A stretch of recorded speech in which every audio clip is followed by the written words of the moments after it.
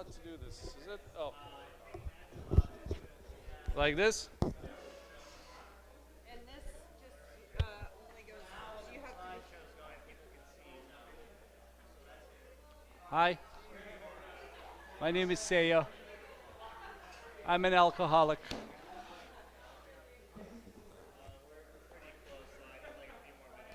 Okay. Okay, then I'll wait. I'll wait. Few more minutes.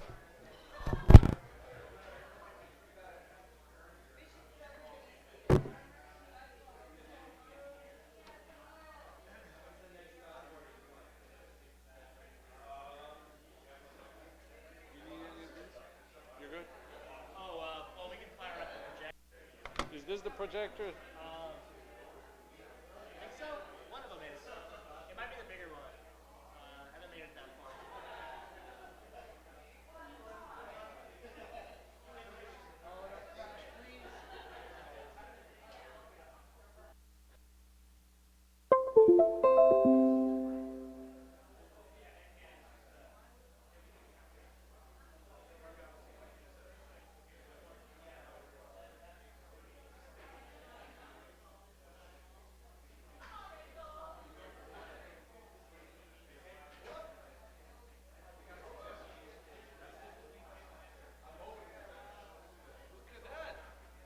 I know how to use the remote. Looks pretty good. Yeah, it's warming up a little bit. Should we turn off some lights? No. People will fall asleep. Can you do me a play? No, actually, I can do this. I'm gonna test the audio to make sure we can actually hear stuff this time around from the screen. Theoretically, they should be picking up all of this.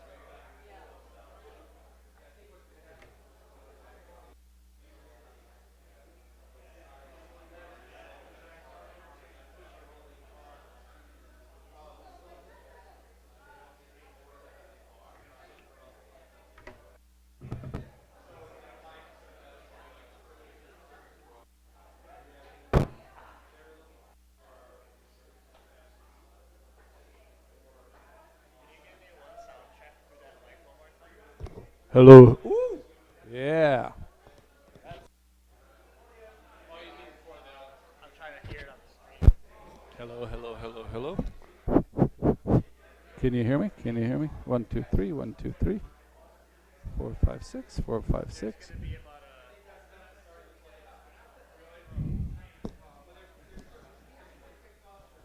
I'll. Oh, I'm sorry.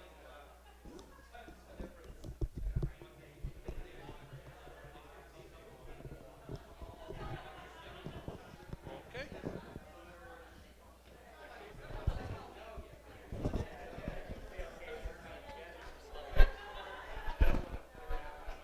Da-da-pa-pa, Are we ready now? Or I I turn it off? Takes a few minutes. Ah, it's coming up. It's coming up. And this works too. Hold on. This one is not on.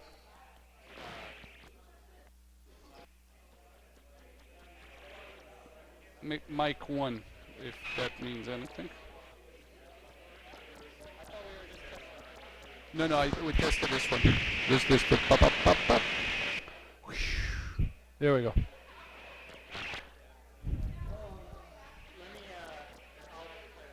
All right.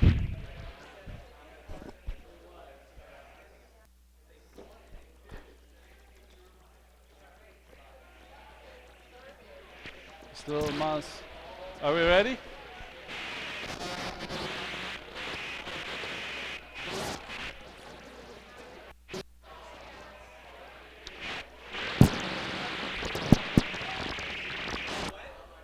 Sonos, shut down. Can somebody turn off Sonos? Music? Huh? Yeah. Nobody's paying attention to me. Okay, that's good. I'll just pull it aside a little bit. Is it better? Ah?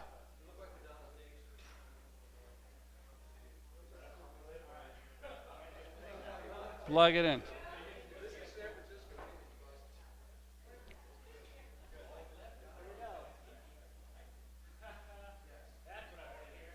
Hey, did I get your attention now? This is self-promotion here.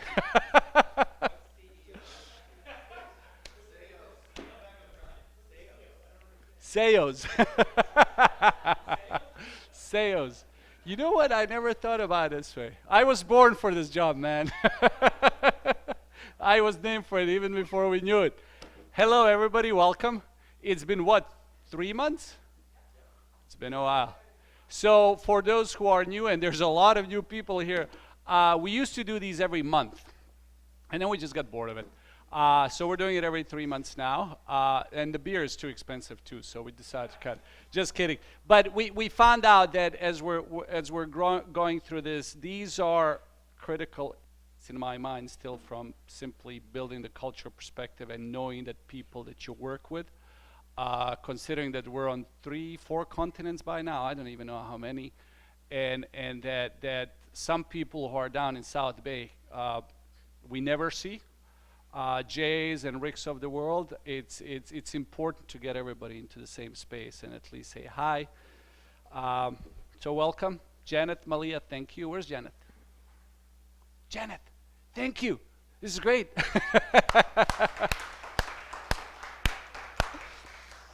Always good food, always good drinks here.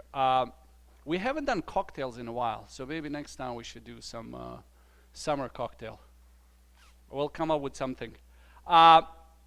So since January, since the last company meeting, we have a total of 10 people joining the team.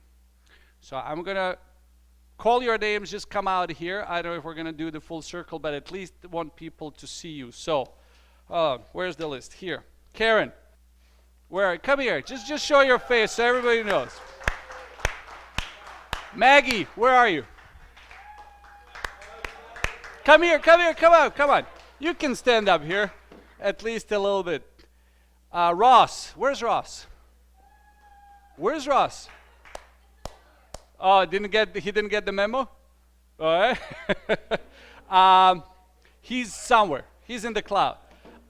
Curtis / Dwayne. Which way should we go? Dwayne, I know. It's just confusing. Where's Thomas? There he goes. Come on. Ron Lee. Wow, come on. Vanessa. Yeah. Jonathan. Where is he? The heavy metal dude. Come on. Christian. He's on his way. He was down at Excel, and have a new software developer, junior software developer, actually in Bulgaria. And this is our first software developer in Bulgaria. So welcome. I think he's somewhere there, hiding behind that screen. We're going to skip this time the full introduction. I think everybody wrote a little short bio on Bamboo, so we're using technology for that in the interest of time. Welcome aboard. Thank you. For some of these people feel like they've been already for forever here, so it's kind of an interesting thing. And I think it is quite amazing how quickly people get absorbed into the team, and not only kind of plug in, but they also start bringing new ideas into and this is how the culture grows and gets better. Mixing is good. Okay, so I was asked by several people to do a little refresher on the pyramid, my favorite. It feels like I'm having an affair with the pyramid, which I am, honestly, in some strange way. But last Friday, there was 12 CEOs up in my office. This is part of the Alliance of CEOs, and each of those people are generally would be a perfect target company, target client for ours. And the one thing, so I went there and I presented them where's the clicker? Which clicker can I use? Somebody stole a dongle, so we So how I just tap this, something like that. But I really went to them to present my favorite pyramid, and I really realized my first conclusion when I did this, and I'll tell you how and why. So let's go. There's going to be a little bit of clicking through. It really what some time ago we realized that it is not about just fixing problems, but it's really the impact that technology is doing on businesses. And then we took our entire technology stack.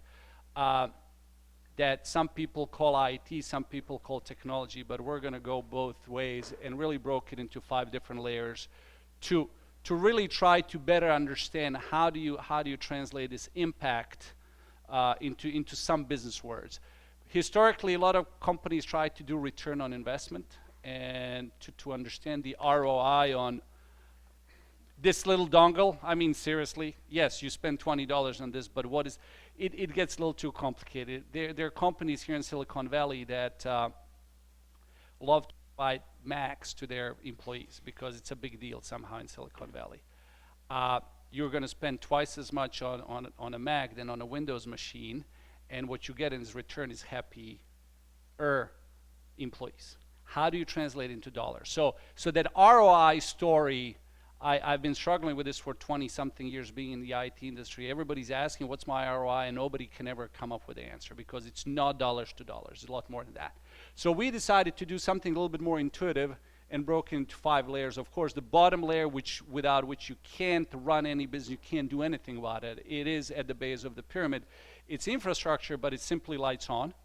And, oh, I can do this now. Perfect. But really, what is the impact that it has on a technology? I mean, that core infrastructure, we have it. Don Ramon's across the street has it. It's lights on. There's not much discussion on that. Then the next layer is a little bit more interesting in that sense from business impact. It is your QuickBooks, your Jiras. It is the applications that fulfill one function or one department, and they do slowly increase your effect on business. You know, you can go without them. Do you really want to run your QuickBooks and your spreadsheets? Probably not. But this is where it starts getting up the pyramid, is the next layer we call integration reporting, where these applications from, where's that little bloop? Never mind. Laser somewhere? Never mind. Doesn't matter. Where the business applications really start talking to each other. That enable, it gives people, running the companies a little bit more of an idea of what's going on, and it really gives you the insight into your company's doings. The impact on the business, moderate. The process automation. This is where it really starts hitting the, where processes start being driven by technologies. This is where the workflows become very critical. This is where you can set up reminder to drive certain processes. So it really removes the human interaction and human error out of the business processes. This is where technology starts really enabling the growth, the scalability, the high profitability if you're not interested in growing. And ultimately you end up with the top of the pyramid, which we call business intelligence layer, where you really start pulling. By this time, if you have all of this in place, you have all the data in the world that you could ever need to run your business. And then if you put this BI layer, then you can start creating information that is not available to other people. It enables the foresight. This is where it really becomes strategic, because it enables leap over competition. And it's interesting that when you present to majority of people, they get it intuitively, it makes sense. But then their first reaction is, okay, how many people are going to lose their jobs because we're making everything automated?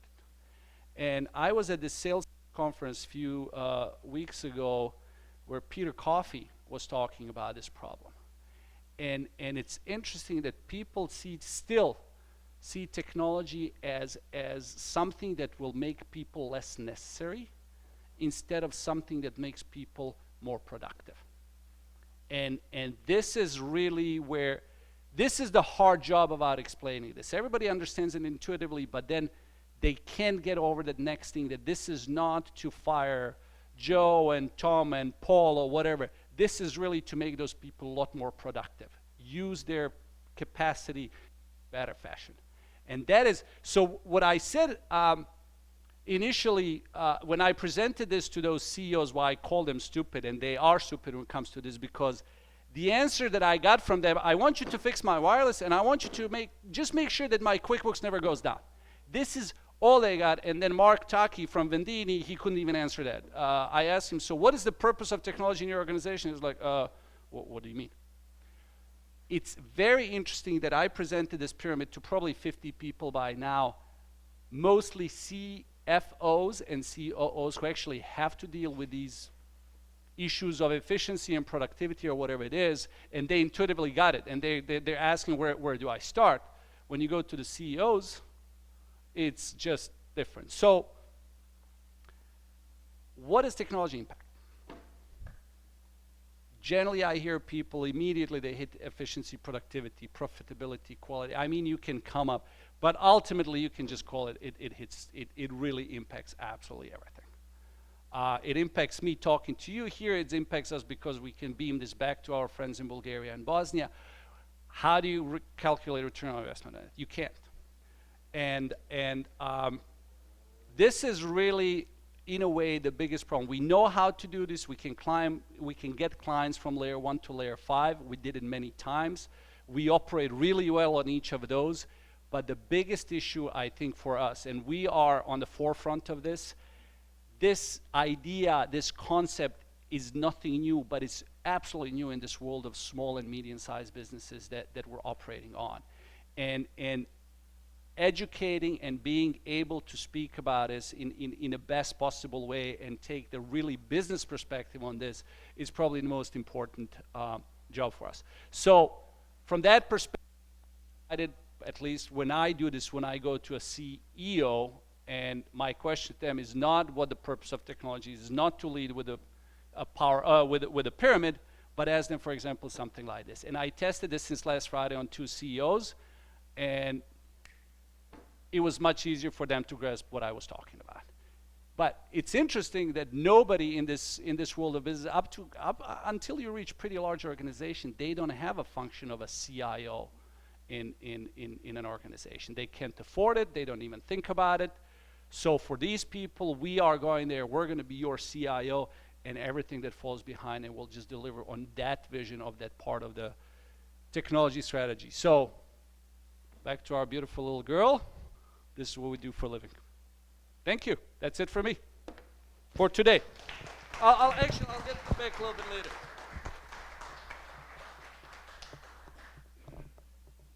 You're next. You have a good title designer.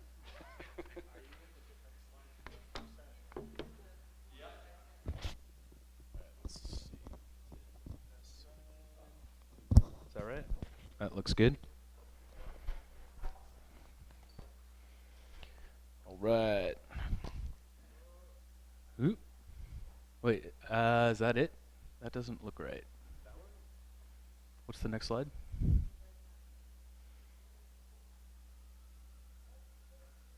I don't think so. Yeah, this is the slides from last month. I sent them in earlier. All right, looks like we're going to wing it. Oops. Anyways, while they find the slides, I'll talk a little bit about what I had originally intended. So I was hoping to do a quick overview of the 4 pillars of the IT service delivery model, where we're at, some of our approaches, as well as the challenges that we're facing currently, and some of the things that the team is trying to implement as a resolution point for some of those challenges. I asked Rob to step up here for moral support. Now I guess I need it more than ever. So if we need to, we can wing it a little further. But basically, over the last 3 months or so, we've had a huge challenge across all 4 departments in varied fashions. In the professional services department, it's been primarily an issue with scheduling, with the departure of Jesmer, with some client turnover, some shifting of engineers in terms of visitations that sort of stretch the team unnecessarily, and we've been really focused on trying to retrench that and address some of the issues with some hiring, refocusing the scheduling apparatus. We actually have 6 different engineers making a shift over the course of the next 3 months across different clients and sites. So we're trying to coordinate that in a way that's meaningful and not arbitrary.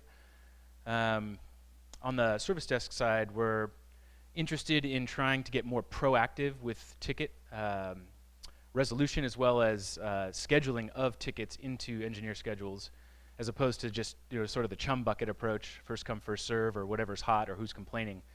Trying to get into a more of a model where we have somebody doing what's called dispatching and routing, contacting a client ahead of time, setting up an appointment with somebody from the service desk on this particular day and time, and then actually scheduling that ticket into their agenda to help increase or decrease the ebb and flow and smooth things out so that your week is predictable, as well as helping folks meet billability and utilization goals without having to struggle to find work to do, or getting tied up on certain tickets, or having clients complain about certain things, when just scheduling it ahead of time will allow us to be more effective in our approach.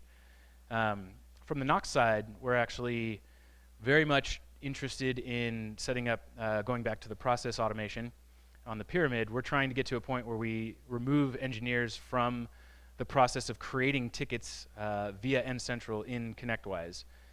So we're trying to identify services like connectivity and disk space, things that we know are mission critical, and then set up intuitive policies around when N-Central will create a ticket for that item, so that we have more pro-action and we don't have to rely as much on somebody seeing an issue and then creating a ticket from it.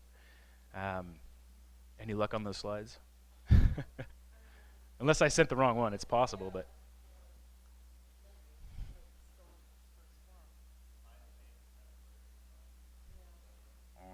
Well, if that's on me, then so be it. Oh well. What am I missing? Client management.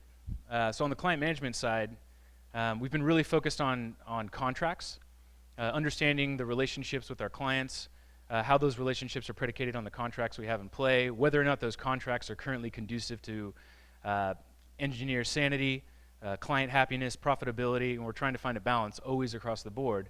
And it's a very much an exercise in expectation setting, helping articulate to clients what it is that we're doing for them, why it is we can't do something that they're asking for that's not covered under the contract, and really just trying to keep the communication lines open.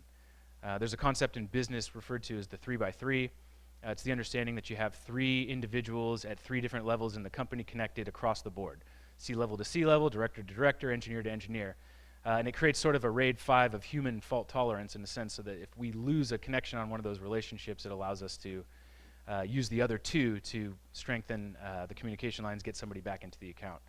In a lot of cases, especially with the engineer stretch, we've had, that we've been in some cases pushed down to 1 person at one site.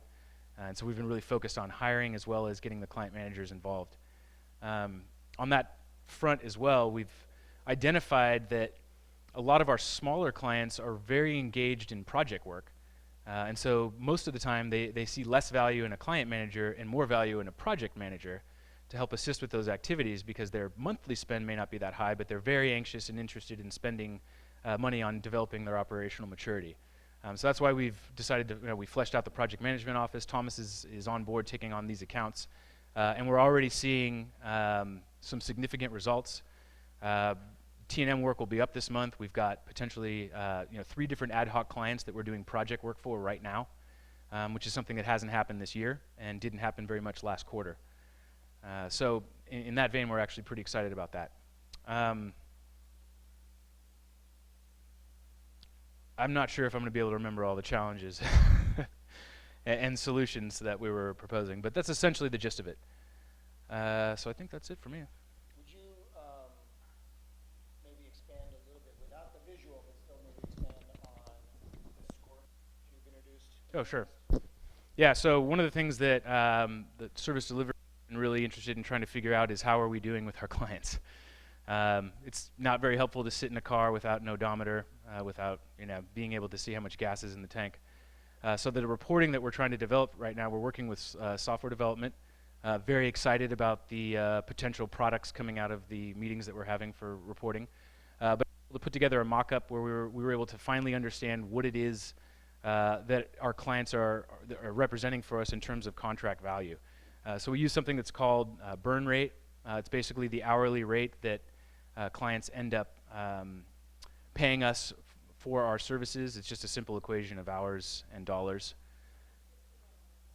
It was.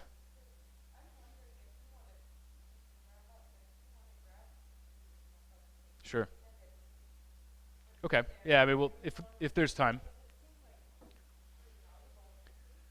Yeah, it is. And it was, the idea is that we're looking for a sweet spot with our clients. When we use the sizing and pricing sheet, we have a target hourly rate that we're looking to hit, and that is, it's about effort in and hours out. So with those burn rates, we're able to now actually come up with a score for clients.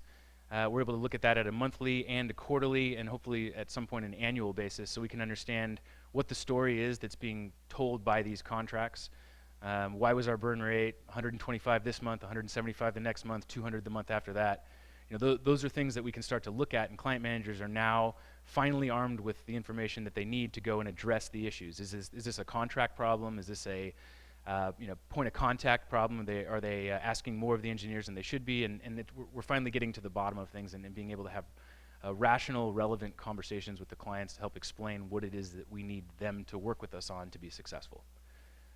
So I guess, yeah, if that's the case, I'll go ahead and pass the floor and see if I can correct my mistake from earlier.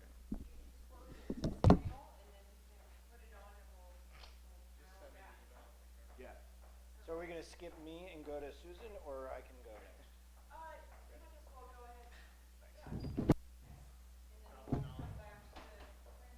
Great. Would you please queue up my slides? I have some. No, it's I have my own deck.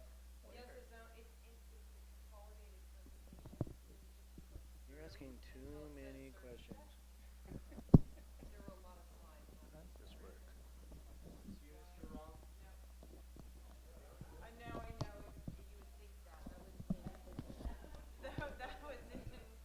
Oh, now I see. Oh, I see how this works. This is cool. Right on.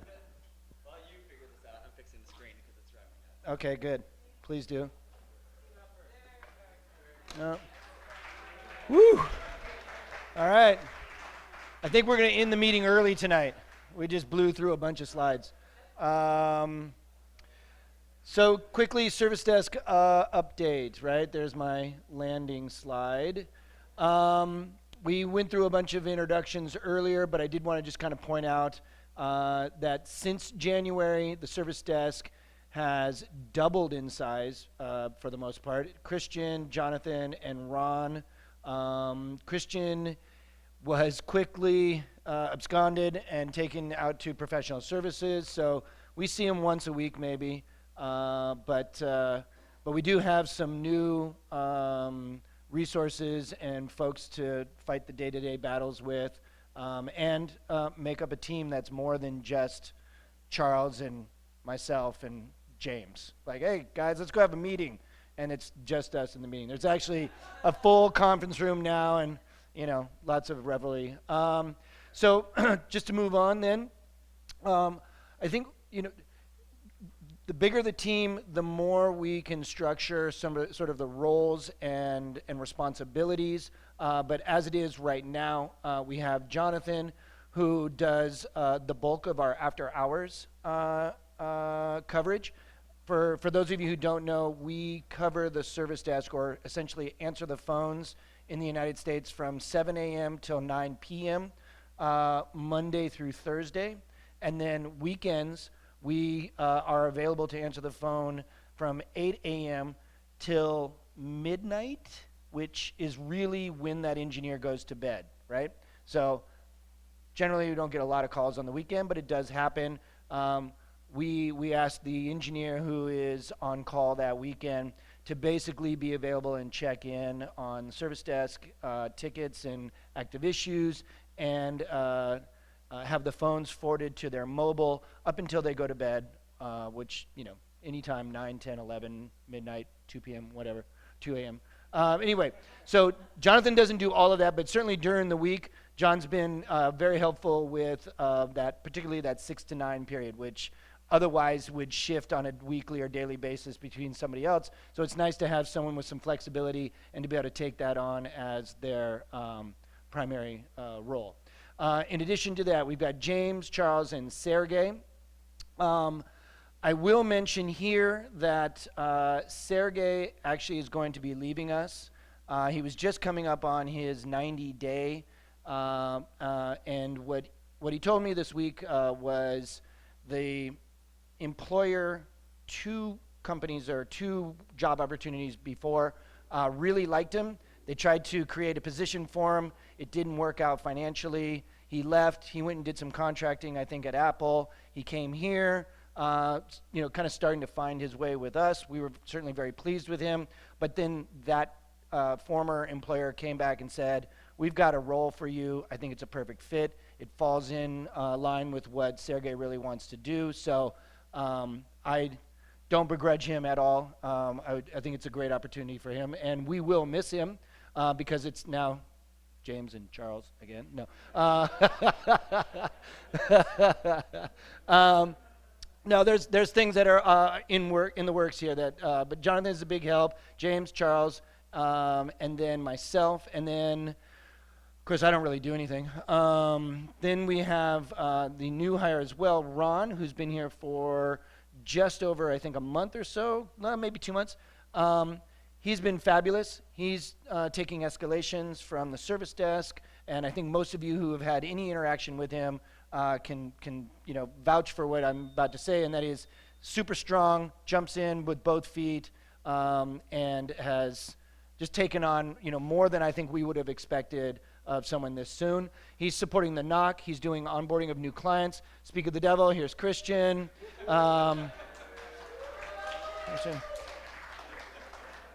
You're just in time. Wait, where's the mic? You have to do an introduction of yourself right now. No, just kidding. Just kidding.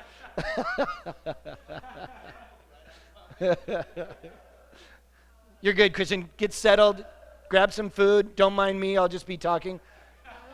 Okay. And so, so particularly with the loss of Sergey, we and also because of some of the things that Brandon mentioned and will possibly mention again, but some of the stuff that that we as an organization and my engagement with ConnectWise, which is what we enter all our time in and whatnot, is most MSPs have what is called a dispatch or resource coordinator, some sort of triage for tickets. We've never really had that role, and so I think as we move forward, we're going to kind of expand. We're going to better understand that. It doesn't have to be a technical person, just has to be someone who's well organized, and so that's something to kind of look forward to as we, again, and continue to build out the service desk team.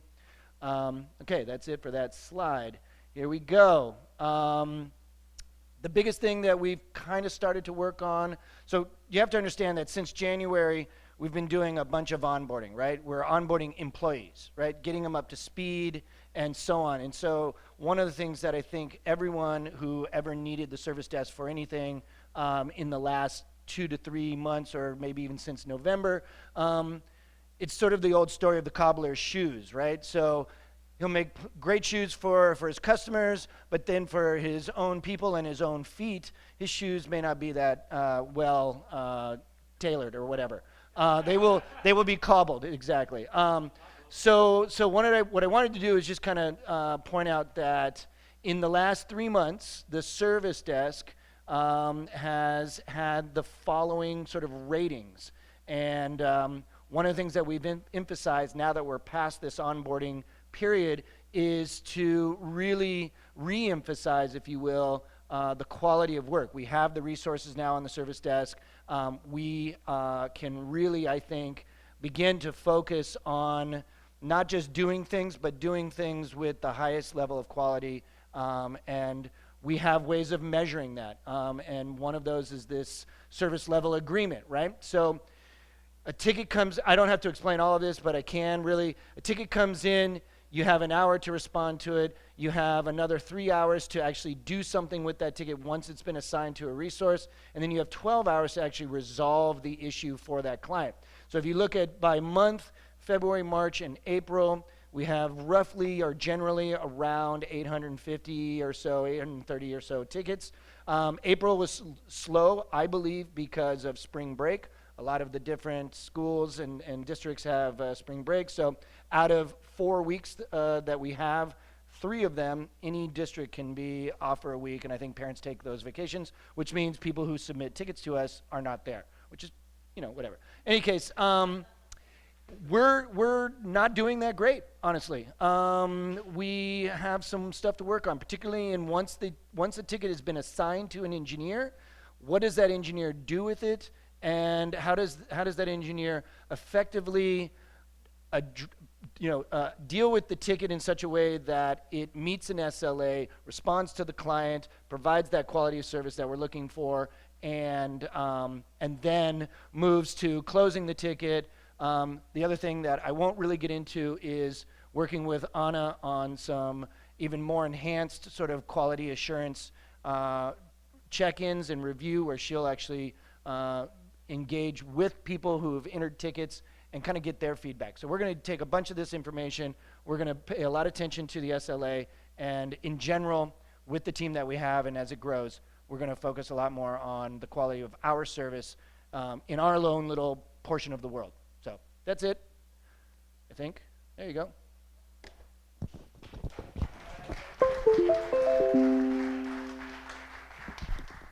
I'll add on to that too, that client managers bring SLA reports to their monthly meetings with clients. So this is something that we're pretty transparent about with our clients, and we try to tell the story, we try to humanize the numbers, but the bottom line is that we have an agreement with clients, and we need to do what we can to meet that agreement.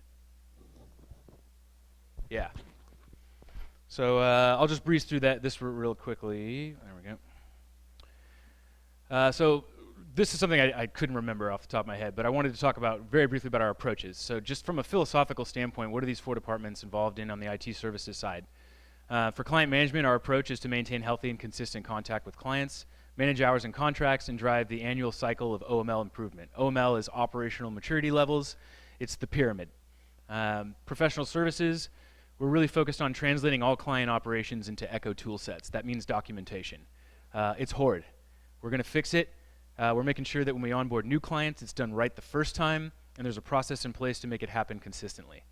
Service desk, we're focused on personalized, timely issue resolution. That's where the dispatcher comes in. That's where the thoughtful issue qualification, escalation, and routing. The SLA numbers that Rob showed us speaks to some of the other challenges that I'll get into. From the NOC standpoint, the focus is on proactive, accurate data sets and monitoring profiles, as well as...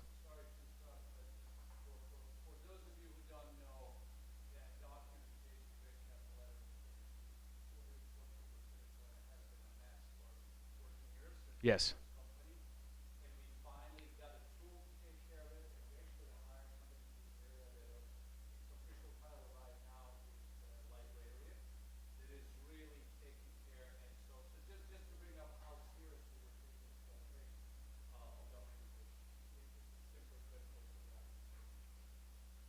Yep. And I guess I'll come back to it. I skipped over it, but essentially this is something I've been trying to develop as a concept, but something that I noticed with Healthline and other clients I've worked with is we get to a point when the on-site engineer has an established relationship with the client, and the client perspective goes from you to us. And that's a really powerful statement, because the second your client point of contact is saying, what are we going to do about these problems, it's a totally different animal.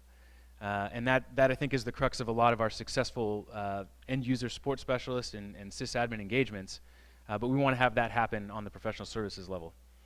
And then just go back down to the NOC, automation and predictive issue analysis. It's a packed word or packed phrase, but essentially what that means is that the N-Central monitoring tools allow us to create prerequisites and tie objects together in much the same way that IT Glue is allowing us to do it.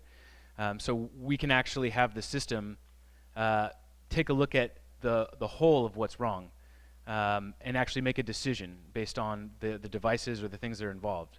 So an example of that would be a server hooked into a switch and the switch is plugged into a UPS. Everything goes offline. So N-central has a way where you can actually have it analyze all of the alerts and say, okay, I know that the server is tied to this switch. What's the switch doing? Well, the switch is off. Okay, well, the switch is tied to the UPS. What's the UPS doing? The UPS is off. Okay, chances are the server isn't down because the server's down. The server's down because the UPS is down. And then it actually creates a ticket for the UPS being down, not for the server and the switch, which sends other people running down a rabbit hole. And so that's an example of, again, going up the pyramid and getting to a place where we can actually have automation and predictive issue analysis. And I'm absolutely certain that will lead to more positive outcomes and less work. The example I had of that when I was working at KLH Consulting, I was running N-central. We had a senior engineer on an account. A switch failed. We certified that switch as being DOA, or at least just out of commission for some reason. We had an extra switch, contacted the engineer with the on-call team that night. He was scheduled to go on site the next day, got in there a little early with the switch, knocked on the client door, and they were like, "What are you doing here so early?" "Oh, your switch is down. I'm here to replace it before business starts." That client was ecstatic. Those are the types of things I'd love to see the NOC involved with on the professional services side as we start to bring all the departments together. I went over most of the challenges. I won't dig into that too much. Again, we're going to advertise the slides so you can take a look at them. And then in terms of solutions, I talked a little bit about this. We're doing some changes on the client management side. We're engaged in the Echo methodology development. Randy's been crucial to some of the things that we've been doing there. And we're hoping to glean more about client vertical business norms, right? And we're working with SoftDev for reporting. We're hiring in the South Bay. I'm actually looking into implementing ConnectWise board for scheduling requests so that we can boil things down to tickets and actually be able to develop some reporting around the types of PTO sick client scheduling changes. I'd love to know more about who requests what, when, where, and see if we can be more strategic about that. Dispatcher position, ConnectWise and N-central integration. I talked a little bit about that. And then last but not least, client managers and the NOC are really starting to get more involved with each other because they hold each other accountable. The client manager generates a report that doesn't look right because the data's not right. We can go to the NOC and ask them to help us fix that. It's one of the challenges that we've had in the past and one of the reasons why reporting never really got off the ground until I came on board. So moving forward, what does service delivery mean to Echo? At least from my perspective, we want to continue to pursue a consistent, balanced, and rewarding approach to IT service delivery for engineers and for clients. It has practical and philosophical implications, but more or less we're looking into, we're trying to re-envision how we approach contracts, new business development, prospective client and project vetting, scheduling and client shift assignments, engagement profiles, areas of subject matter expertise, training, certification requirements, roles and job descriptions, and really the service delivery model as a whole, which is what the Echo methodology pyramid will lend itself to. And I'm done. Thank you.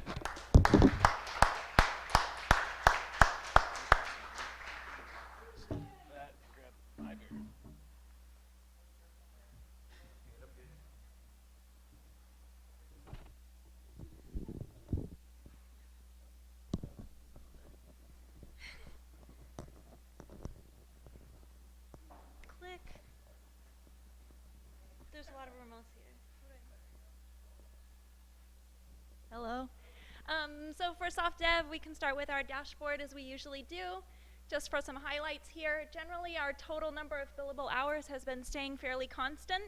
We've actually been having a lot of non-billable hours lately because we're doing a lot of stuff that's really at or just beyond the boundaries of kind of pre-existing skills and experience. And so we're having a lot of kind of on-the-job learning, which is really cool. So that's just kind of not a goal, but a metric to keep an eye on. We have a goal that everyone gets a certification in 2017.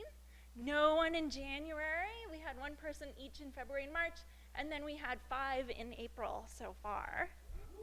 I know. Structural enhancements. This is really about the structure of our team. So the team is you know, a while ago it was 8 people, and now we're just getting close to 20 people, so we needed to reevaluate the way we organize ourselves as a team. And so what actually we've done is moved into squads, which is a 2-year dream in the making that I'll talk to you more about in a minute. And then we have a goal to increase our Salesforce customer satisfaction score to get it to 9 and maintain 9. So right now we're at 8.7, and you know, we'll keep striving. Anna and I will talk to you about that a little bit more in a minute. And then also, we have a goal about having more kind of like internal consistency and standards for quality of our work.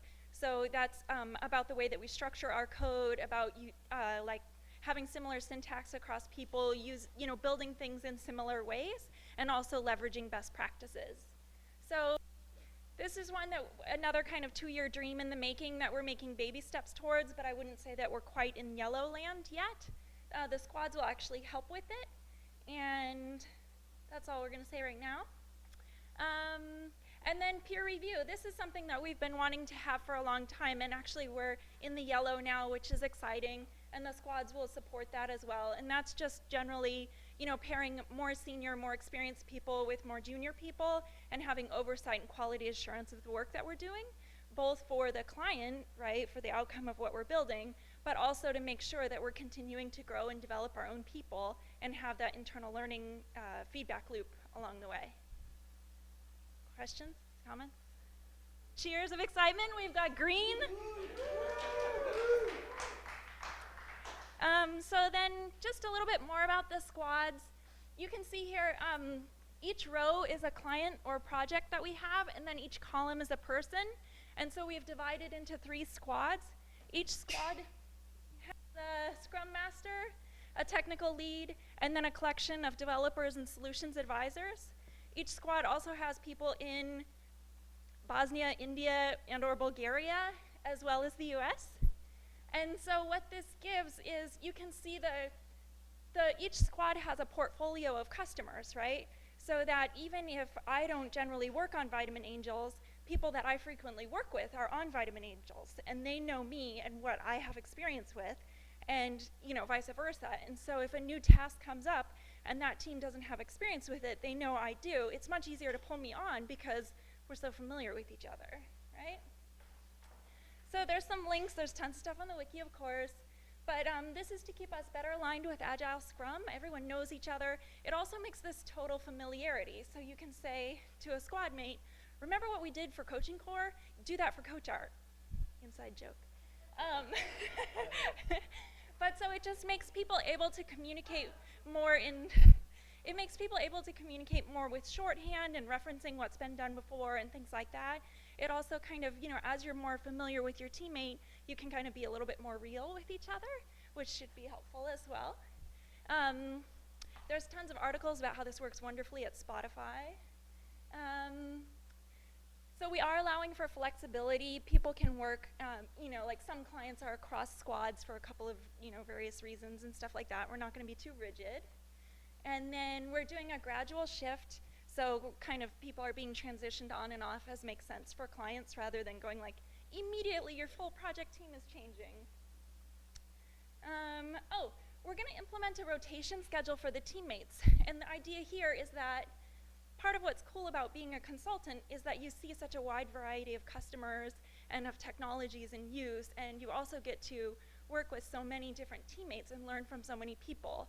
And so one thing that we were nervous about with the squads is this squad has really large clients, so these people might get bored. All my life I'm just with stupid for real JMP and big picture learning, right? And I'm always with single L, who everyone loves. But so what we can do is we can maybe quarterly or monthly, we haven't fully built it out yet, have one person from each squad rotate. And that way also, when the person from here goes to here, they can say, why do you do it that way? We did it this way over here. And so we can be, again, just making sure that best practices and ideas are going across teams. So like we said before, it's about also getting the right person on the task. Another intended perk of this is that if people know their squad mates well, they can feel comfortable to say, like, on most of my projects, I'm doing work that I'm really confident with right now, so I'm looking for a stretch assignment, right? And then everyone can know, okay, so-and-so is building this, he or she has never built it before, so we need to kind of make sure we're supporting that person because it's a stretch assignment. Or someone could say, ugh, this project's really hard, just give me some easy work, right? And then someone can have some easy work on another project so that we can all have a good balance of easy work, work that's at the kind of comfortable level for us, and then work that's pushing us farther. Knowing each other better, it's easier onboarding and continuity. So again, like if this team is all sharing this portfolio, it should be easier to, maybe if you haven't worked on Vitamin Angels, you've heard so much talk about it, that it's easy to jump on with the team and pick up if someone's on PTO or leaves Echo or whatever happens, right? And that's that. Questions, comments from the team? Really excited? Yeah? Certification celebration. Let's hear it for our Salesforce admins. Sefer, Rachel, Farouk R., who starts on May 1st, and he's Fuad's cousin. And Niall, whose name looks like nail. We have a certified product owner, Annabelle, and 2 new Scrum Masters.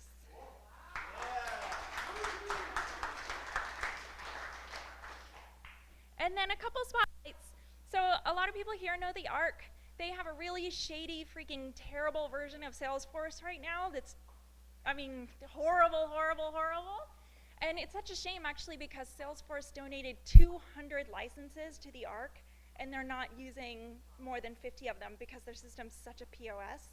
And so we're actually moving them this week. As of Monday, they're going to be on the new Fancy Pants Salesforce. And they're going to have web forms where they can enter in client data, and it'll go in the system. They can actually start tracking their outcomes with clients, reporting on their clients having better lives and being engaged and taking their medicine and all this stuff. So 3 cheers for Vanessa, Kevin, Asmir, and shout out to Ross and Karen.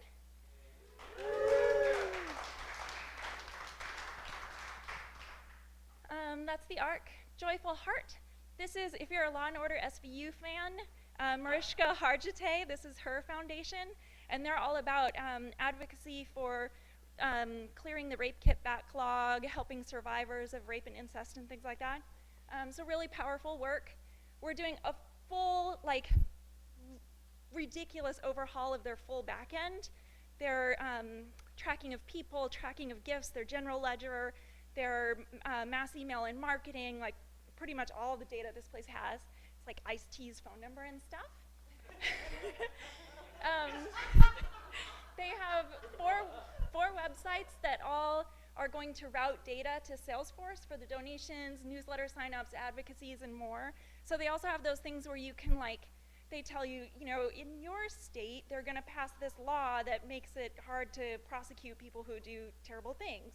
Write to your senator. And so we have the system tricked out so people can do that. So there's infrastructure impacts. They're going from a lot of stuff being on server to Azure. Okta's being leveraged, the integration with the general ledger. And shout out to Maggie, Haroon, Sefer, Mirza, Annabelle, Vlad, and Greg.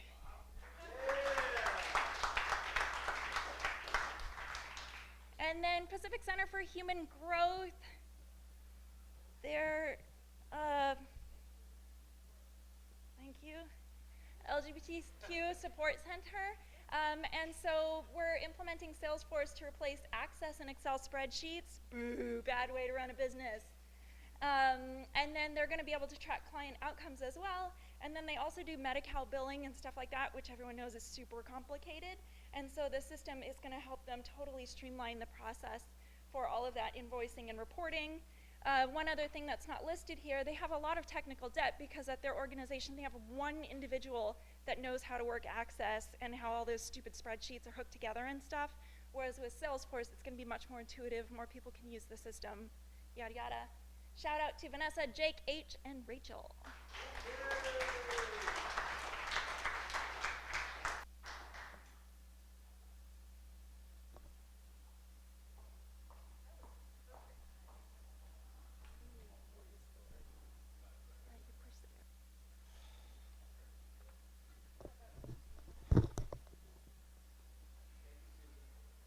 Thank you, Susan. So Susan mentioned the CSAT and the goals in the software development team to bring that up from an 8.87 to a 10. Well, she said 9, but I'm an overachiever. And basically, what it is, so here's our score. And what it is basically is kind of like a Yelp for companies like Echo. What they do is they request ratings on a scale of 1 to 10. And basically what they rate us on is our consultant's skill set, the initial scoping for price and deliverable timeline, the expectation setting for customer participation, how we communicate between consultant and customer, how we did with the timeline, what the value of the project delivery was, documentation, training, and project handoff at the end of the project, and then the overall experience.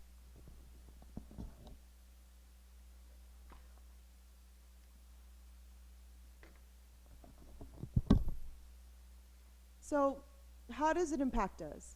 Well, project managers and project teams will consider the criteria and feedback on and set the goals. I will make calls to gauge client satisfaction midpoint, and at the end of the project, I will make a final call and expedite a survey. What we're doing is we're learning about ourselves, like how can we be better as an organization. What it's going to help with is how project teams will course correct mid-project with the feedback that we're getting from our clients. The results will be factored into performance reviews, and overall this software development team will adjust their methodology based on the feedback. The average rating by question, you can see here what we're scoring, which is not bad, but not perfect. We're doing great, but we always want to strive to do better. So at the end of the day, the goal is that all of our clients are experiencing their desired interaction amongst all of our client interfacing departments. And so that's what we're trying to do. We're trying to we're trying to make it consistent overall, all of the client interfacing departments. And so with some of the calls that I've been doing and just kind of getting feedback from our clients, what they're saying is Echo motivates us and pushes us along. That's Gio from the ARC. Echo is hella responsive and on point. That's Tanya from College Springs. And I felt like Echo partnered with us and really cares about our success. So we're getting really good feedback, and I want to thank everybody for everything that you do to try to just go over and above expectations. So thank you for that. Last but not least, I want to give a shout out to Maggie, who has involuntarily become our official in-house photographer and is saving us thousands of dollars from having to outsource a vendor. So thanks, Maggie. I have a question. Yeah. Do we know where our competitors score? Yes, so our competitors are between 8, 9, and a 9.3. So we're not bad, but by the end of June, we should be at a good 9.5. Yeah. Okay. Oh, I have one more question. Yeah. Where can people see this? Because I often have candidates, and when I'm talking to candidates, I say, we're a valuable partner for Salesforce for implementations, and we get a great score, and I kind of reference this, and they're like, yeah, I voted for it, and I couldn't find you. That's a really good question. All of the documentation is basically on the wiki, although they can go onto the Salesforce, just as they don't have to, Salesforce, our partnership, just hit Echo, do a search for Echo, and it'll show them these scores. This page here. So we can show you where it is on the wiki and make sure that you have this link.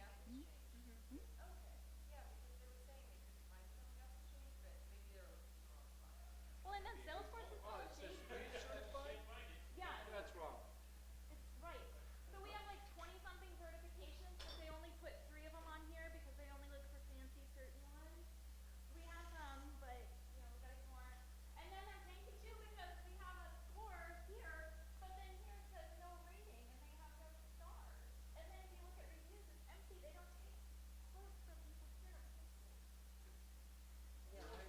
We're gonna put this. We're gonna put the smackdown on Salesforce. Yeah, we're gonna give them the smackdown.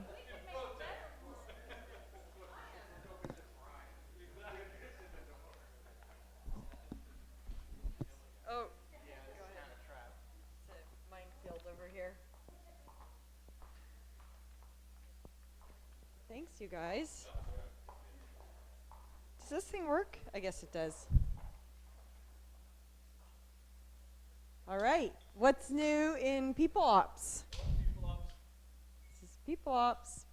So a lot of this applies more to managers, but I want people to know that Bamboo HR is obviously our HR system, and they've been doing a ton of great updates, and so I'm taking advantage of the updates that they're doing and working out as many workflows as I can. A lot of this, these workflows are designed around making requests, making changes for, I put in there just, I need a new phone, so talk to your manager, and your manager can do it in Bamboo to be able to say, to get a notification to Janeth, so she can have a conversation and look in the system that also tracks all of the assets of who has what phone, when did they get it, and do they really need a new one? They just got a new one last year. So she can have that conversation with the manager, but it's prompted by that workflow in Bamboo, because there's a lot of processes that people have questions about, and I think Bamboo has a lot of potential to be able to help those processes. So I'm really excited about those things. I put a field in there for hobbies for people to update, because it's nice to know what people's hobbies are, and some of them I'll be updating so I know what they are. But but I think we want to find unique and creative ways of rewarding people, and we do gift cards here and there, we do little things, but if we know more about you, we can maybe personalize it. So it can only help you to share your hobbies with us. And then also updating the education. There's an education and training tab in Bamboo, and we want to keep that updated, especially as people get certifications and degrees, so that we can search by that or easily print a report. It's really helpful. And then also a part of the workflow, managers can request training. So whether it's stipend training or just regular training and education, it can be requested through Bamboo, and that allows us to budget for it and go through an approval process and document it. So there's a more formal process for approving training. And then always, I get questions all the time of, hey, where do I find access to my benefits? There's a little link there to Maxwell. You can see where your benefits are. Yes, Greg?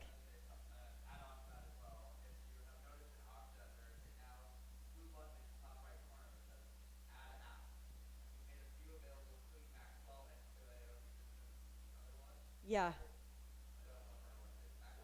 Masks, Discovery benefits, right.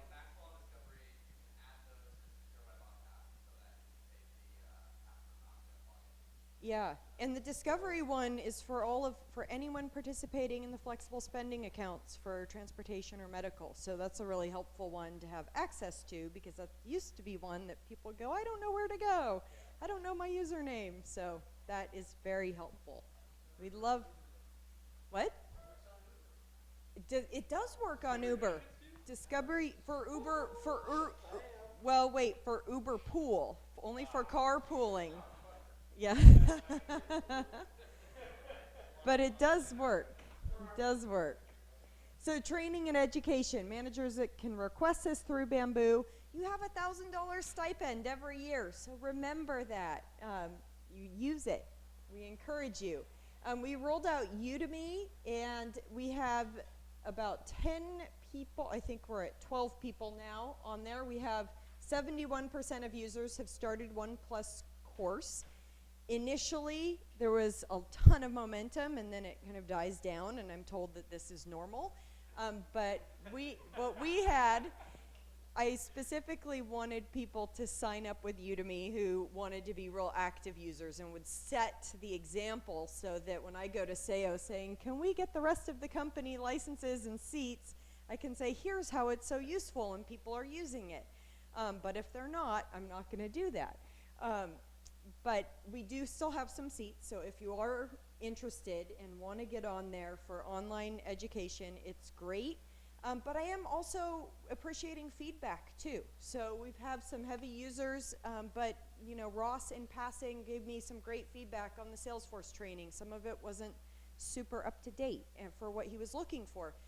I need to hear that so that I can go back to them and give them that feedback so they can improve it. Office makeover, so we had our first meeting today. This really was initiated through squads and another idea that, you know, SEO has in terms of getting more monitors up. You know, it's spring cleaning, this is what we should be doing anyway. But we have a committee as we started mapping out our desk space and how we're situated and looking at moving the teams into squads and where people will go. It's a great opportunity to get rid of stuff. So, you know, the one thing we walked away with, a definitive plan today out of our committee, was we need an office cleanup. There's a whole corner over there of stuff that has been there for a very long time. And we're saying by next Friday, May 5th, if there is something that you want to make sure that is kept, you better let us know, because otherwise it will likely go away. There's a lot of stuff there that is not needed. So I think there are a few people that are highlighted, like Jay that knows, and probably Chuck, that know there's things that they need and get used, but we're gonna be pretty aggressive on this because we really wanna clean things up and make everything looking great. Make it look great again. Wellness, I just brought this up because we have a bunch of new people, and a lot of new people have signed up with 24-hour fitness. It's time to exercise, swimsuit season. It's just good to exercise in general, but a number of new people have signed up, which is awesome. Just a reminder that if you're not going 4 times a month, just 1 time a week, you do get charged $45. So just as a general reminder, encouraging you to do it, but also, you know, you'll pay for it if you don't go. Yeah, it'll be a good pay for it if you go. Talking to you, Brandon, because I think you've been on that list. But I'll give a shout out to Randy, who's been a heavy user and going. So good job, Randy. Randy hasn't had to pay for it yet. Yeah. And community involvement. It's also time to volunteer. So I was able to go to the first volunteer event since I've been here on Monday at the ARC, and it was super fun, and I'm encouraging everyone to do it. We're organizing more events. I'll be working with Anna in terms of Echo-sponsored events that we can do, and we track the hours for people who participate, and you can earn up to 1 day of PTO for volunteering at Echo events.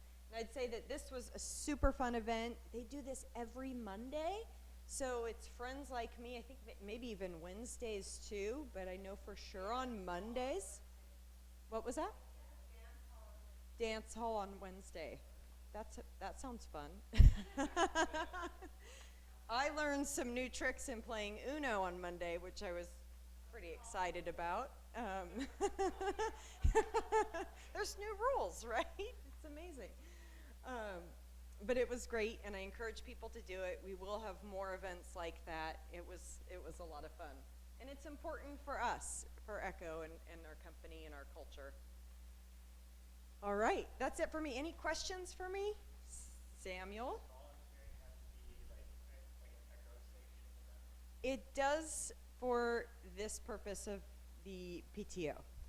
Yes. Any other questions for me?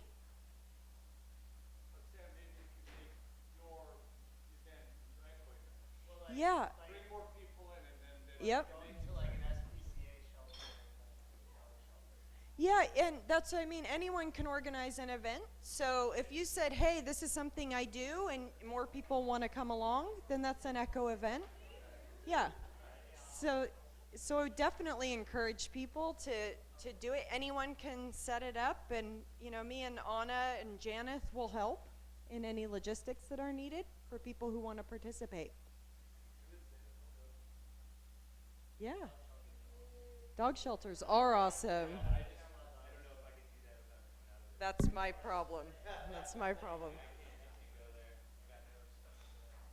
All right, so the last part of this meeting, before we get into Q&A, we have sort of some case studies. We talked about the pyramid, and we thought what a great idea to show kind of case studies of how this pyramid in action. So one is through Echo internal IT, so some of the things that we've done for Echo, as obviously eating our own dog food, as we keep saying. But then also Healthline is a great example. So these are both case studies, and this will be Greg and Ken and Jake H. You guys ready? All right.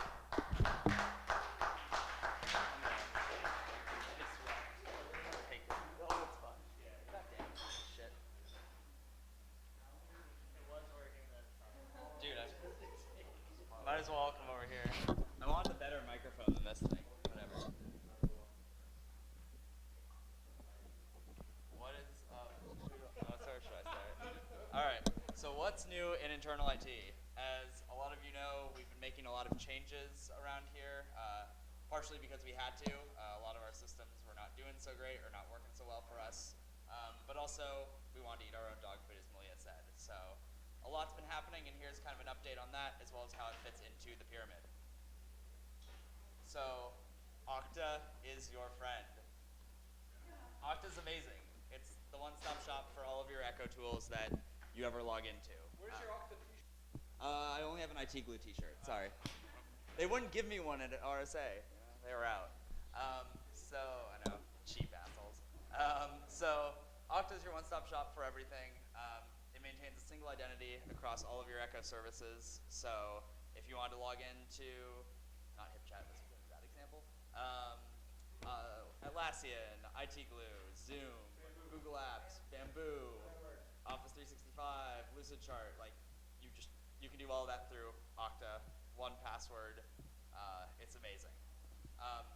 You can also perform a password reset and unlock your Active Directory account. So if you get a notification saying your password's about to expire, or you try to log in a bunch of times and fail and need to reset your password or unlock your account, you can do that through Okta.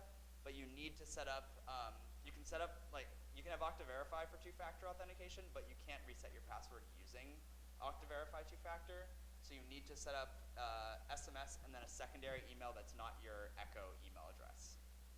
So if your account gets locked out, you can do a reset and it'll send an email to your personal email, or you can get a text message, you can use that code. Hopefully soon they'll be releasing functionality for Okta Verify to also do that. And it will affect most, but not all services. HipChat.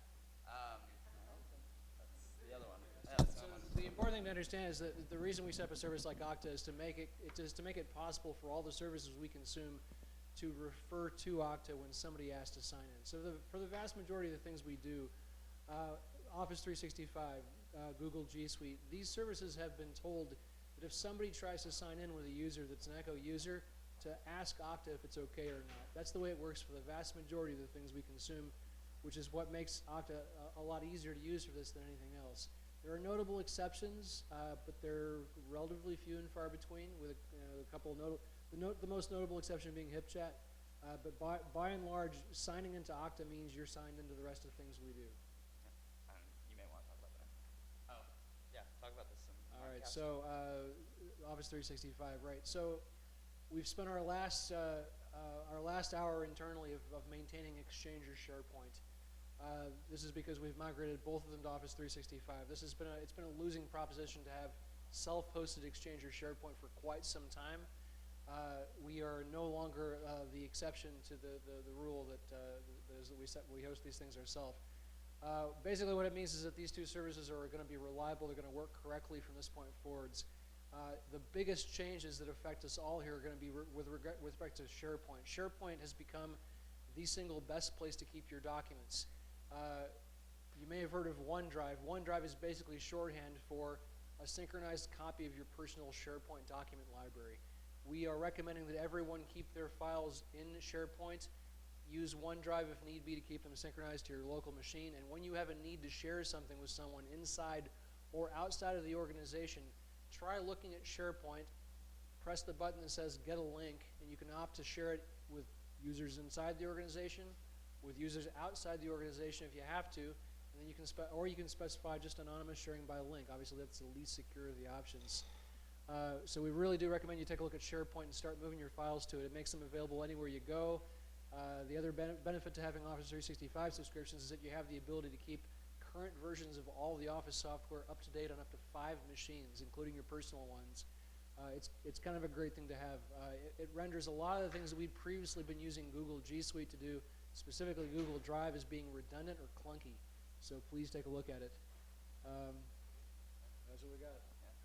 You want- Add really quick to actually save and share files directly through Office Suite applications. So when you create a file, create it through Word or Excel and actually save it directly to your SharePoint file from there. And then when you open up Word, it's a recently accessed document, just like any other document you have, it's pulling it directly from SharePoint. You can also share that document directly from the Office application, and email will go to another Office 365 user at Echo, asking them to access the file, and now you can collaborate on that file. Yeah, the bottom line is that Microsoft Office is meant primarily to share files to SharePoint, and you'll discover that the first time you try to use it. The first thing I would encourage anyone to look at is OneNote. If you have OneNote, you're using it locally, save all of your OneNote stuff to SharePoint so that you can access it from any Office suite, even if it's not your laptop or the personal server or whatever it is, host machine logged into your application. Yeah, in the process, you wind up with not just the peace of mind of knowing you can get to your stuff anywhere on any computer that you're on, but you also get versioning, so you're able to refer to previous versions of files. There are really a lot of huge wins to doing it this way. Maybe we'll move on to targeted threat protection. So what we've realized is that despite the best efforts that we've made, which have constituted posting anti-phishing education materials in the bathrooms, a total of 6. Yeah, it's a hell of an effort. Right.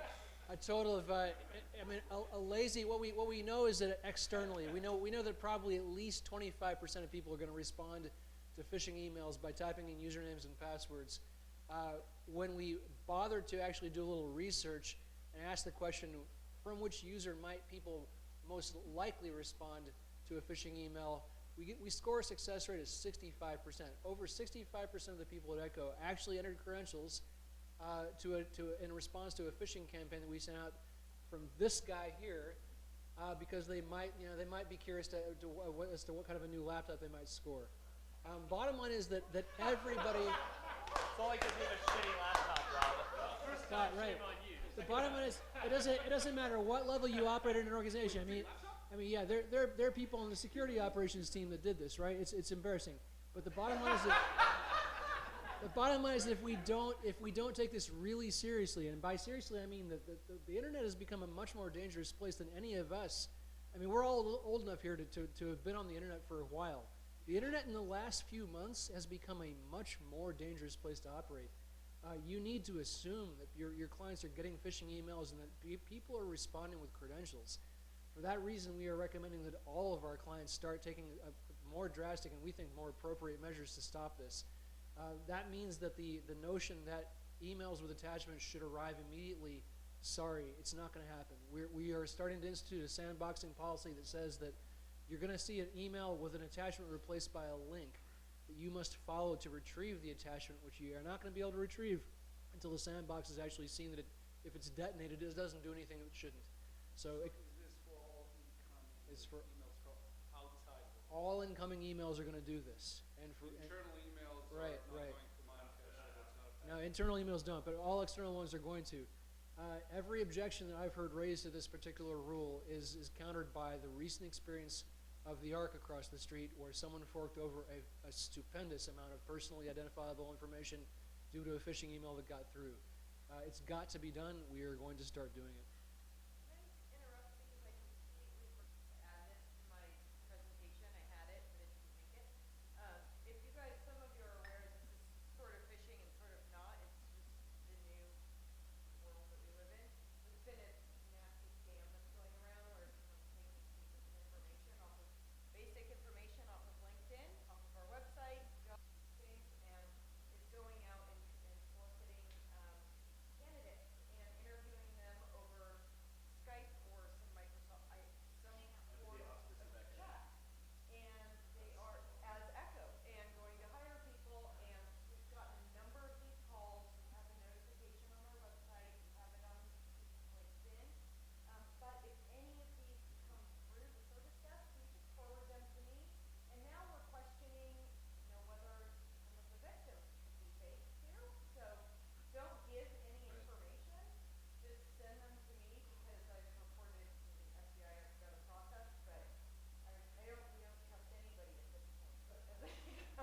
At this point, what we've learned at Echo internally is that the people who are least likely to respond to phishing emails are the mothers of young boys.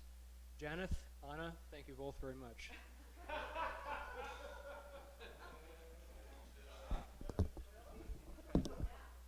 Yeah, you all didn't click on the you just want a free iPod, right? Like remember those pop-up ads? Like you didn't click on those. Don't click on emails from me and tell them I'm going to give you a new computer because I'm not. Yeah, exactly. Wouldn't have been effective if I told them before.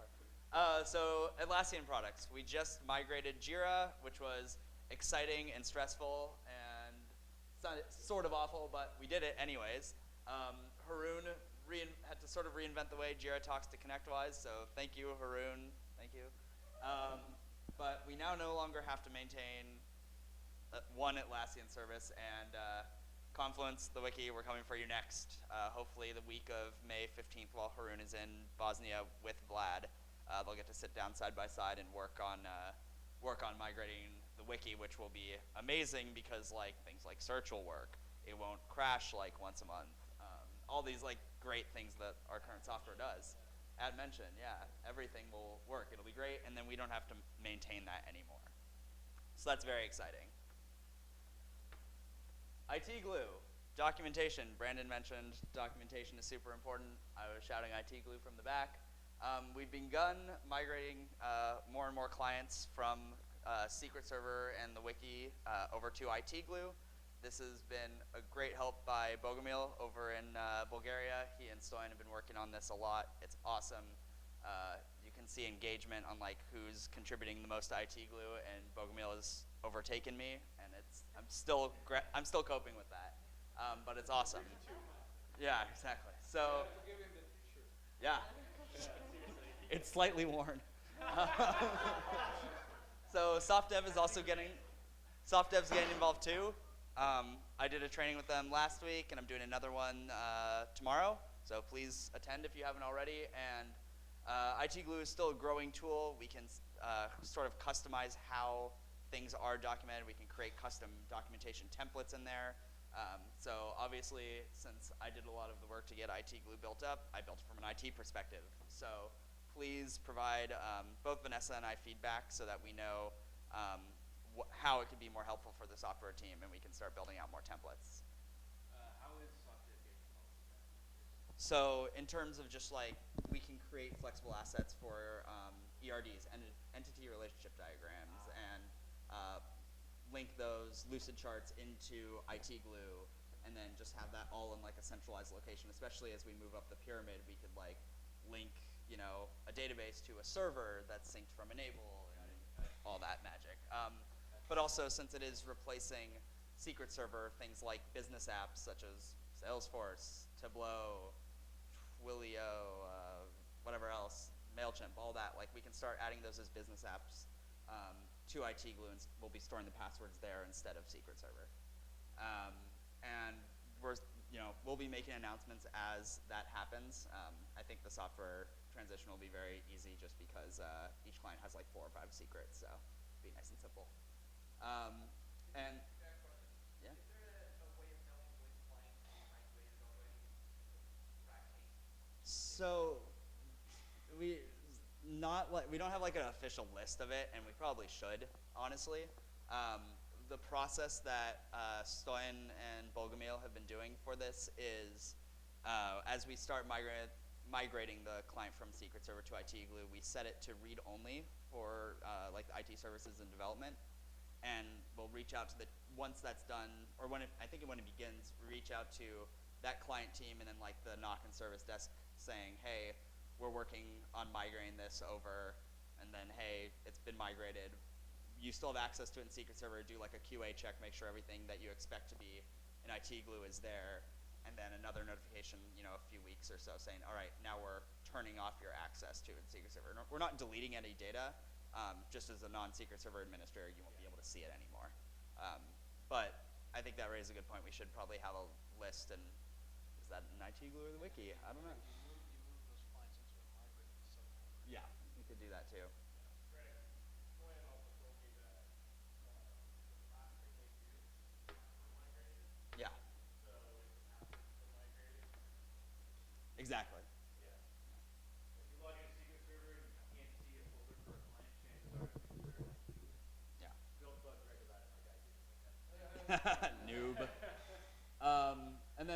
so the whole point of IT Glue is better access to information at the right time, which is sort of part of the pyramid.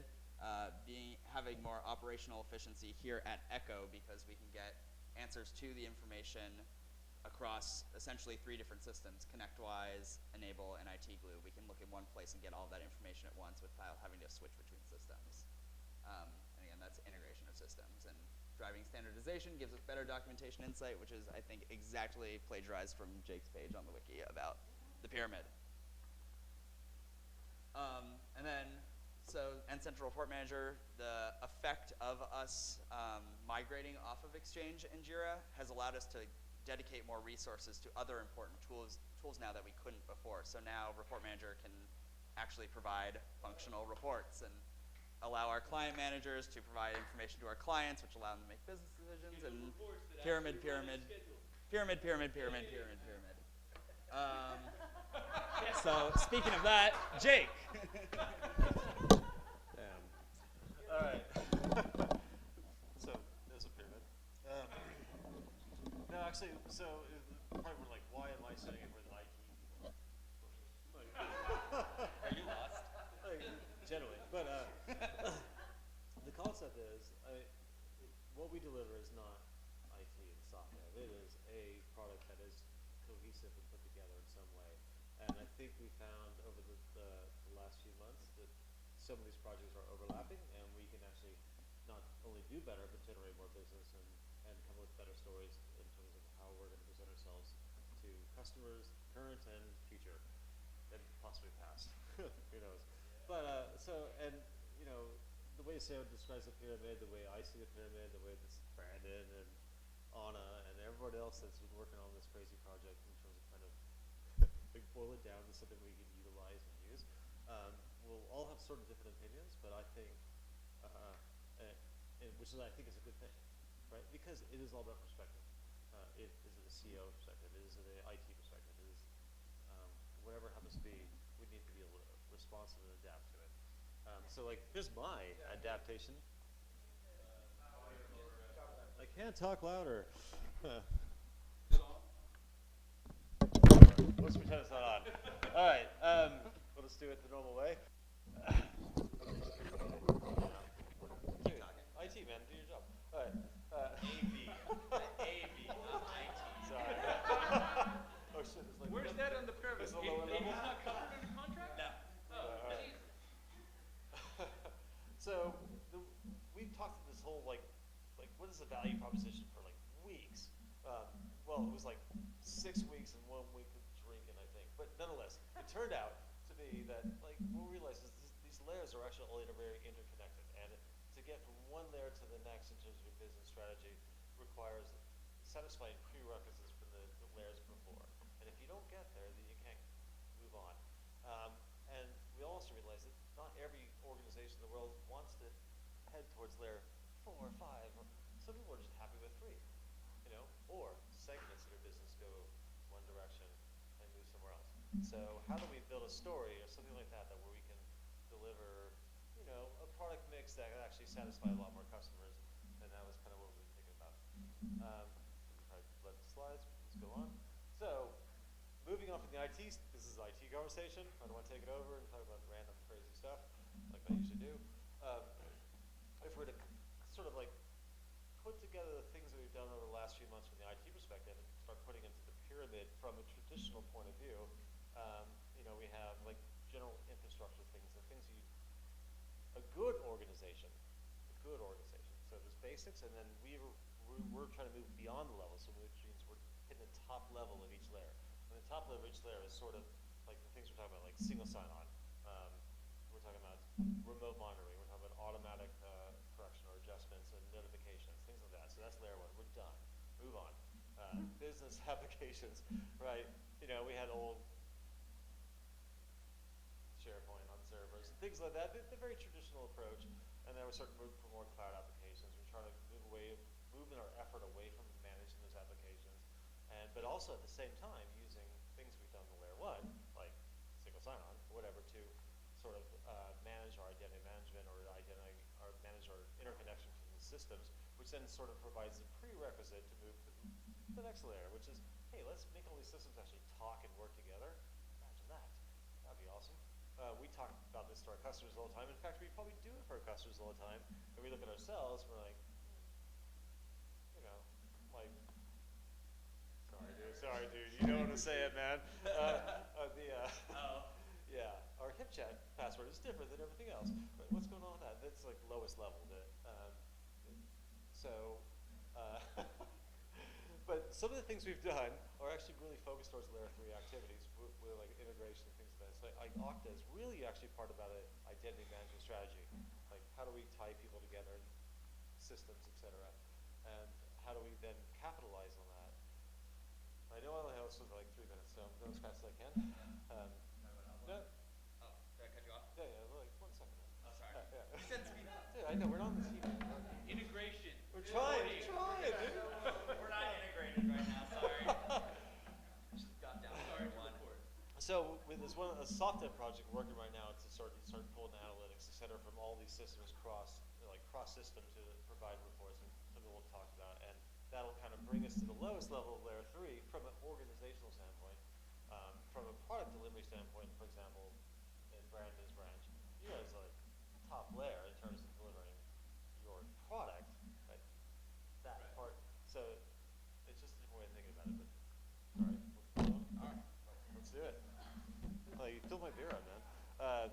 Okay, so one of the things that I've been working with SAO and IT people and Echo, the soft dev people about like on the Healthline project. And Healthline is kind of an interesting case where it sort of demonstrates the value of the pyramid structure in terms of the things that we're now able to provide Healthline. So Healthline, we started off, what do we do? Well, so like, I mean, the first thing we did for them was a mail migration or fix their wireless mail migration. First thing we did is triage an exchange system. Yeah, Right. God. Greg didn't sleep for a month while that happened. And, you know, just maintaining their support, their IT support for them. And now, I think, you know, through all of the like good that we've done for them internally, we've gotten a ton of feedback being like, before you guys were here, like IT was a mess. Like, we're so happy to have you here. And people who have left, like, you know, I was talking to one employee and it was his last day, and he's like, so happy you guys are here. Like, you should have seen the place before. Like, in my time here, Echo being here has made like a huge difference for us. And I think building that trust with the client allowed us to be able to say, all right, well now let's help you with this other side of your business. And they already had that trust in us. And we had an opportunity when, let's just say Joe, let's make up a name, decided to leave the organization. Everybody in the organization, Joe is the Salesforce / system admin person, and he decided to leave. And we're like, well, we'll do it for you. We'll be awesome at it, right? Forget Joe. Don't hire another Joe. And so we stepped in, and we're doing the best we can, hacking through it. But we wouldn't have had this opportunity if we wouldn't have these conversations about, like, hey, we can deliver more than just this. Or if we're a Salesforce project, we can deliver more than just delivering to Salesforce. We can actually manage the whole stack from top to bottom, however you want to look at it. Yeah. I mean, Cheryl, who's our primary contact there, as soon as she saw the pyramid, she got it immediately. She was all over it, and she immediately said, okay, how do we start? And compared to the stupid CEOs, this is CFO who really just gets it, what the impact is. Well, I would say from like a hiring perspective for a small, medium-sized business, they can't afford to hire people at all levels. If anything, they're only hiring for the bottom level, and that's it. They can't afford to hire specialists. So being able to have that generalist have the capability in all those different areas is such a value. There's no way they can afford that, and they don't need it full time. Right. I think that's the point. Like, how do we communicate? And every time we talk to a customer, it's not just I do this. It's we do this. Yeah. And how do we actually make sure we internalize that every time? And when Jake and I met with one of their data PM, Andrew, brilliant guy, but to translate the business requirements into technology, he cannot compute. It was so over his head. I asked him a few times, what is the goal of this? What is the KPI for this engagement, for this project? And he just didn't even understand the question. So they have brilliant people who kind of from technology perspective can probably put something together, but there's total disconnect between business people who are really asking this for business reasons and them understanding what they're supposed to deliver. They know how, just don't know what. this is really where we fit in, like the shoe in the glove, Hand in glove, yeah. glove in the shoe, whatever. The other thing that Dwayne actually helped me realize today is that without even knowing it, we implemented this tool at Healthline called BetterCloud, which is an amazing tool for managing Google Apps, especially. It'll work with Office 365, but if your client has Google Apps, use BetterCloud. But it made me realize we've done a little bit of IT at level 4 there with BetterCloud because I created a few workflows in there that if you get put to the San Francisco organizational unit, it'll add you to the San Francisco DL automatically. If you get moved to an off-board organizational unit, it'll automatically transfer your files, suspend your account, change your password, revoke tokens, remove you from distribution lists, so that we have this consistent off-board process that all you need to do is change the organizational unit of a user account, and every single time it's consistent for offboarding. So I did layer 4 and I didn't even know it. That was pretty cool. Before you even came up with the pyramid. It's not so hard. Yeah. It's not so hard. Yeah, I think it's all about Layer 4, Just do it. Whatever. this stuff is not linear process. It's Yeah. fluid, and people get taste of things like, oh, I can get data when I don't have to ask IT to get it for me. Little things like that. It suddenly starts adding up. They're like, oh, wait a minute, why am I asking you? I just don't get it. And then you have a cultural shift. And I think at Echo we're trying to think about how to do the cultural shift in terms of and what are the mechanisms, and then how do we then translate that to our customers? Like, hey, if we have the right tools in place, the right methodology, right framework, then we can help you shift the same way. So that's it on that. Yeah. And next year when we have, or this year when we have to renew BetterCloud, and I'll just say pyramid, and she'll say okay. And I'll add that multiple times working with Cheryl at Healthline, she's consistently tried to pigeonhole us. You guys are Microsoft people. You guys are this, you are that. And we consistently thwarted her perception by demonstrating value in other areas. And I think at some point she finally stopped doing that and embraced the fact that we can actually fill a wide variety of skill sets in that company. Actually, She's a tough critic too. She's definitely tough to get to our side. on Monday I spoke with her and she actually apologized for not giving us enough work on the Salesforce engagement and promised that by the end of the week she'll have 4 or 5 projects. It was her fault. So we're far ahead of it. Cool. I think that's all we got. Thank you guys.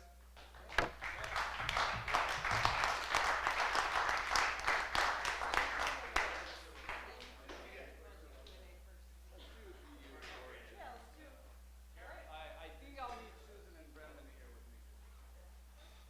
I need smarter people than I am, but it's actually it's the best part of Are the. you putting me on the spot? No, I don't have to say anything. Okay. So is it you or Rob? Rob. Rob, come here, Rob. Let's start with this one. This is like the Oscars, and the winner is. So every quarter we do Echo Star of the Month. Star of the quarter.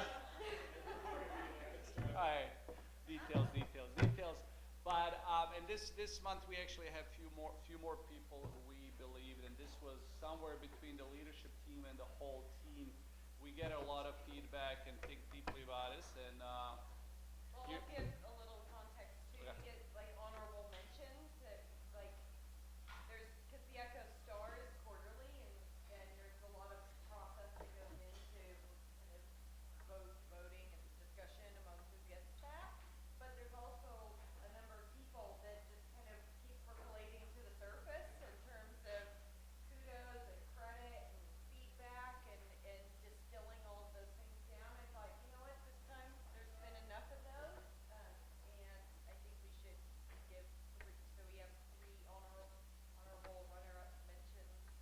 Whatever Terrific. you want to call it. It's You're talking about me, so thank you Yeah, very much. right. Oh, sorry. No. Congratulations. Actually, this is for Sam. He doesn't know it. Sam has been this Sam right here, Mr. Demkovic, the AV right? guy. He's not an IT Demko. guy. He's an AV guy. Rock star, I think, is defined by Sam Demkovic. Does his job, never complains, well, publicly. When you see him, he's good to have around. You'd never know that he was rocking it on his utilization. So I think this is very well deserved.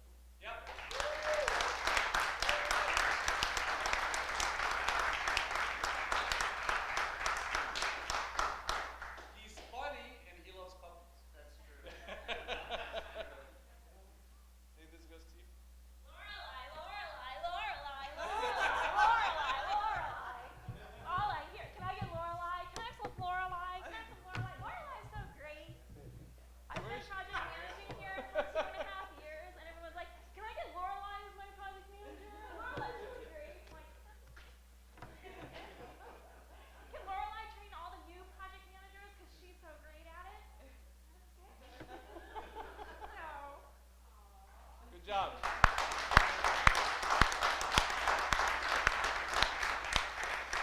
Very cool. Is this you? Yeah. He's actually on vacation, deservingly. But this goes to Wyatt Anderson, who is, yeah.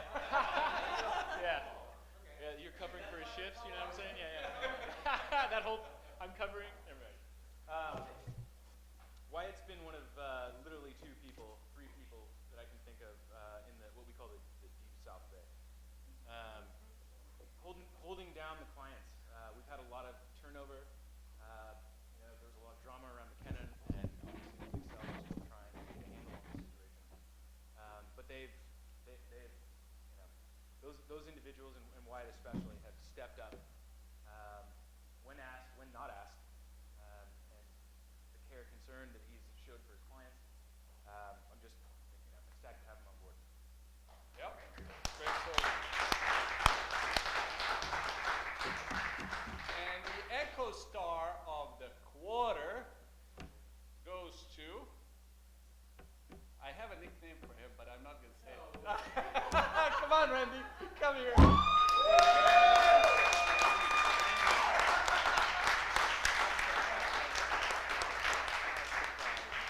Incredibly well deserved. This is the man who embodies, I don't know, everything that I would love Echo to be.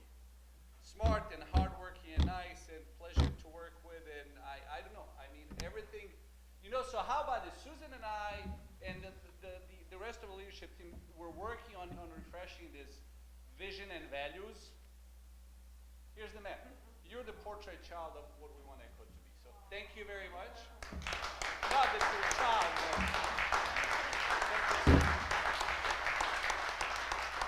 it really means a lot to me, guys, and I love you all, and I love working with all of you, and I am your champion, and I know you support me too at the same level, so to all of us.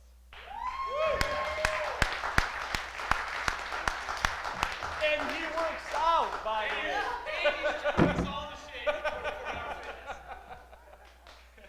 You know, he's going to get a 24-hour fitness star of the quarter. Yeah. I was sick for 2 weeks. Oh, my God. Thank you, everybody. Switching quickly to Q&A. Yes. I don't know how many questions there are. There's Anonymous, only not anonymous. One that came in, that came through me, and that was actually from Randy, about, which I actually thought was a really good question about branding and who do we go to and how do we, because in the past, client communication would go through marketing reviews to make sure branding was appropriate. And we don't really have that function, and there's been no formal process around it. And I think that was a really good question, and as we talked, the position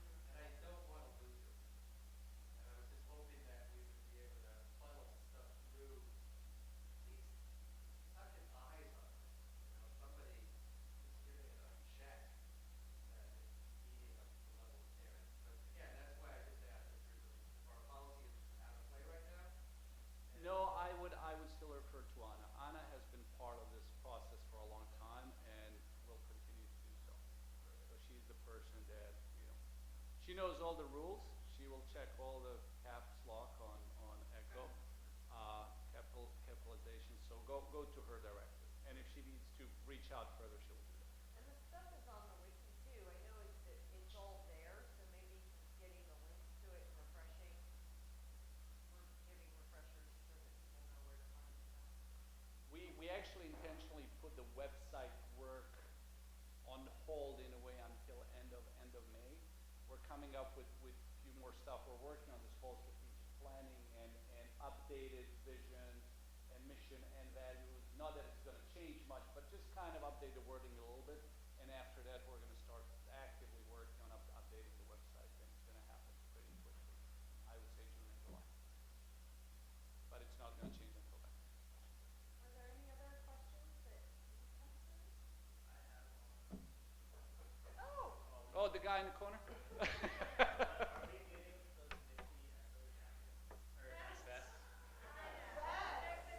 So we've ordered the best.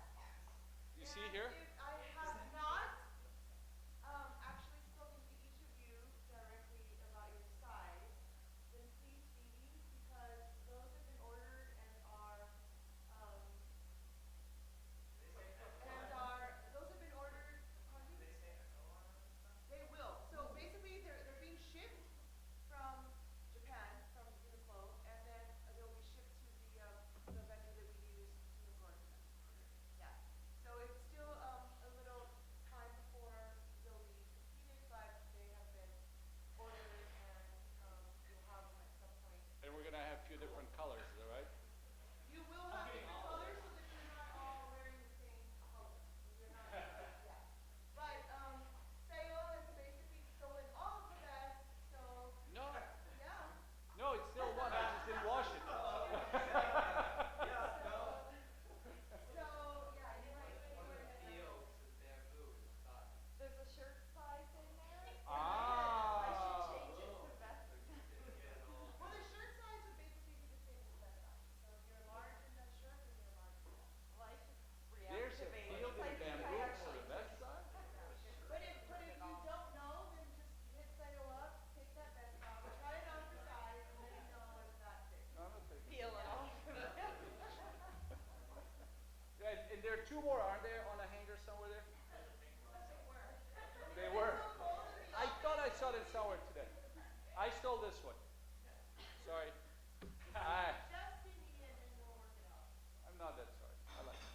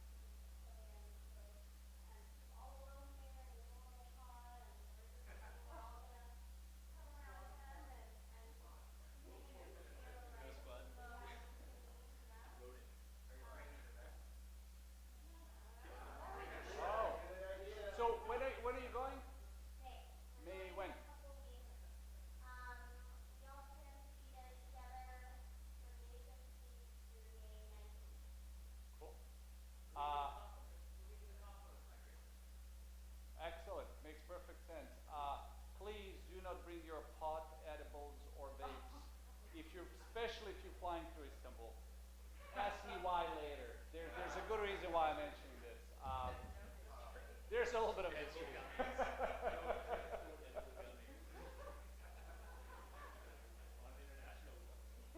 Yeah, so for some of those newer people, we do generally, this is about two exchange student trips. One is some of people from here and from Bosnia congregated in Sofia. And then towards the end of the year around Dreamforce, a few people from there would come over here. But we also had Stoyan and Naz here. What was it, back in January or beginning of February? So we do this, started probably 3-4 years ago and becoming a tradition. But it's really, really good for building. For us as a company, it's important that we're all one company. From culture perspective, from business perspective, it just makes a lot more sense. We don't tend to treat people who are not here at the quota differently. This is one big team, and clients perceive us as such. And I think that's one of our one of the things that I'm the proudest of, how we manage to have these teams that are spread around and still functioning as one and still working under the same culture model. So this is very important for us to keep going back